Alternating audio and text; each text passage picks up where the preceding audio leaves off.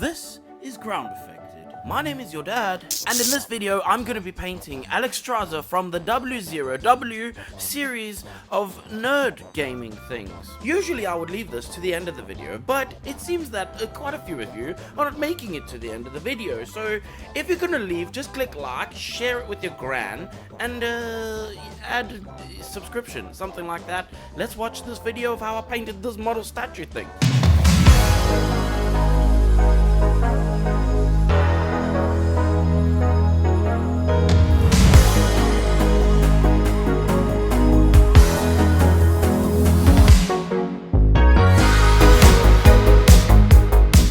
At this point, it's got to be blindingly obvious that the easy way of doing this is to print the model first before you paint it. Speaking of printing, I printed this base fire in a clear transparent resin. I then try to use this resin ink frickin' dye.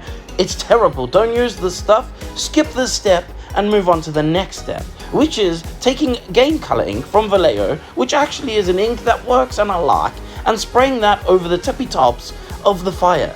The reason that you want to paint the yellow first is because it's way more difficult to put yellow over the top of red than it is to do the other way around.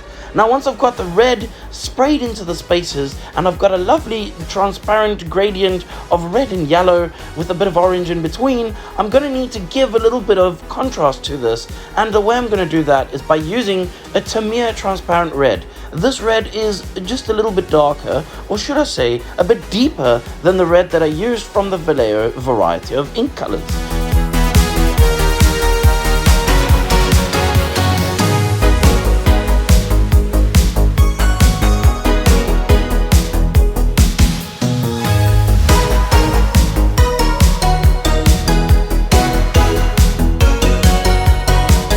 Now if you've been paying attention to the video, you would have seen that I've already primed a certain few of the model parts in black. I also used the white ink to zenithal over the top of this cape.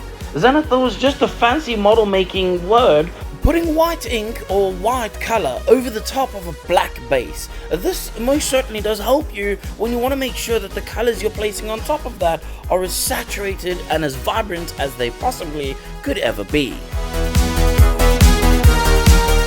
If you are worried about leaving gaps in between little crevasses and spaces in the model, then you want to paint black first, because that will hide any mistakes or areas that you kind of miss along your model painting journey. Especially if there are places that you can't get to with your brush, then you're going to want to make that place black so that it doesn't look like you missed it when you were painting the model. When I was done painting this cape, I set it aside to dry.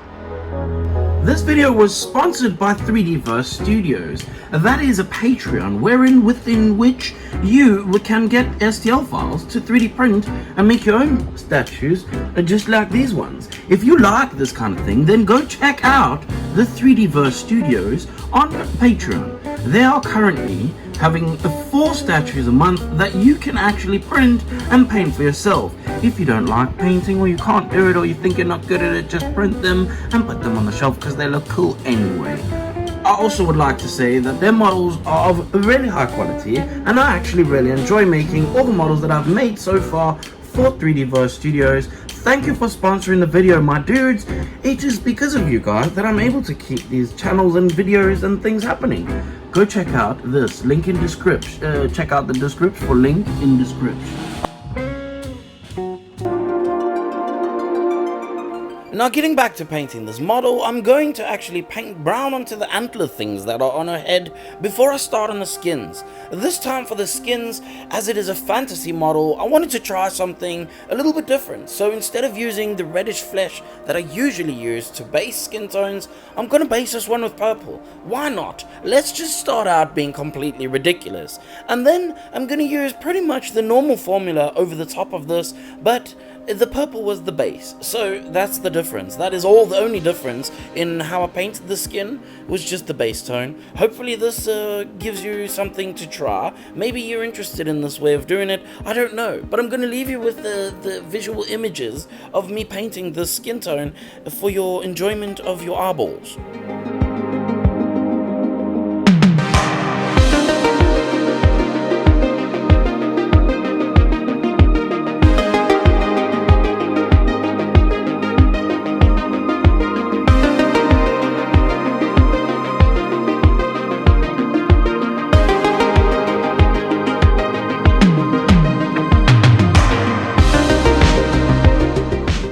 It's at this point that I would usually use Grimoire Purple to give a little bit of life back into the skin, because the fairy flesh set that I use is quite desaturated. In place of that, however, I used fluorescent paint this time. I think it works. I don't know. You be the judge. Let me know in the comments if you think that this looks like good skin or like a terrible skin.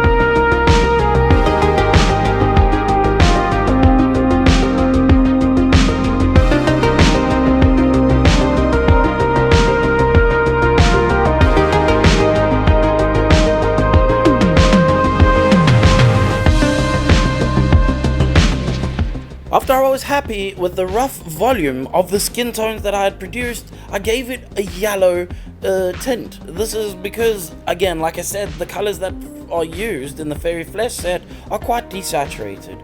Getting onto those antlers, I gave them a very gentle highlight and moved swiftly on to painting the gold trim around them. Now this model has a lot of gold trim, and as we know in previous videos, it is quite boring to watch gold trimming, so I'm not going to make you do that. I will show you little bits of it here and there, otherwise you don't have to suffer like I did painting the trims of the golden variety on this model. Working on the rest of the armor on her suit, it is red, so I just used two reds, a dark one and a light one, and I pretty much just mushed them together on the space that needed to be red.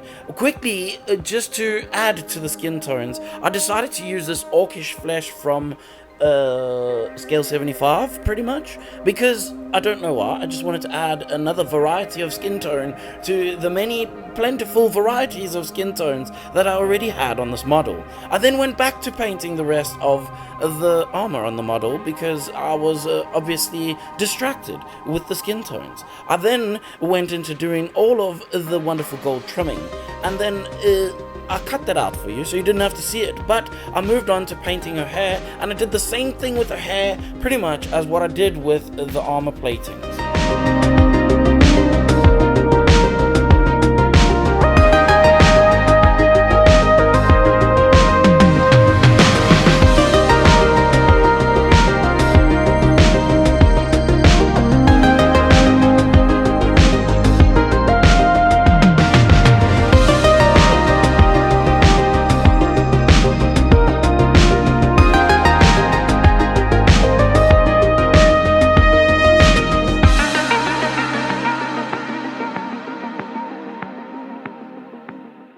And once I was done with all the gold trimming, I set about going back into that gold trimming to give it a bit of a highlighted edge. Yes, I went back and did it twice. Just when I thought that I was tired of the punishment of gold trim, I decided to make myself do it again.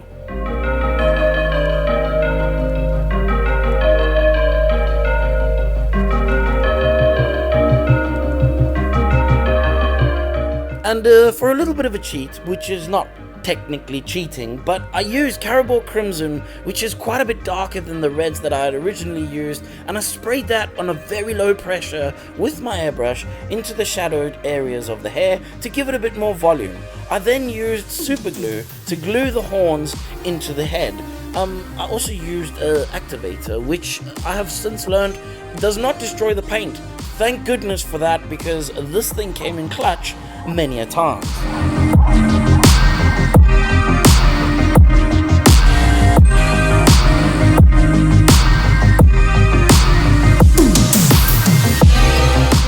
I also glued in the other accessories that was essentially just fire in the hand of one of her hands, before I set about doing the rest of the trimming that I needed to finish off on the last few parts.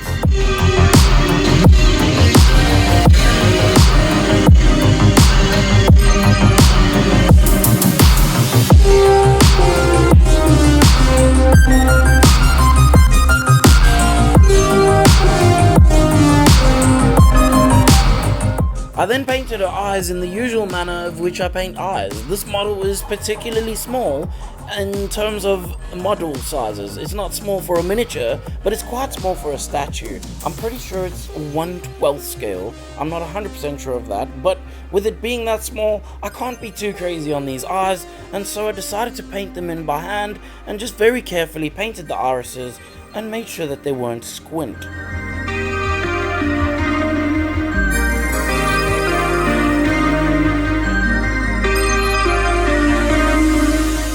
And once I was happy with that, I put or glue it all in the parts I needed to and called this model done.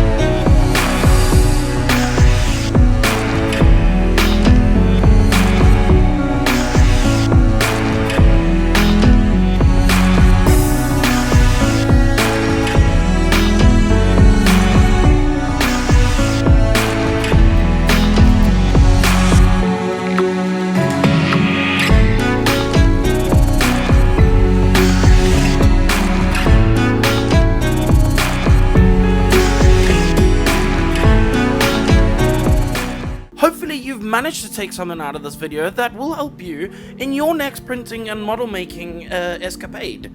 And if it does, then I would really appreciate that share and like with your gran and subscription, if you can.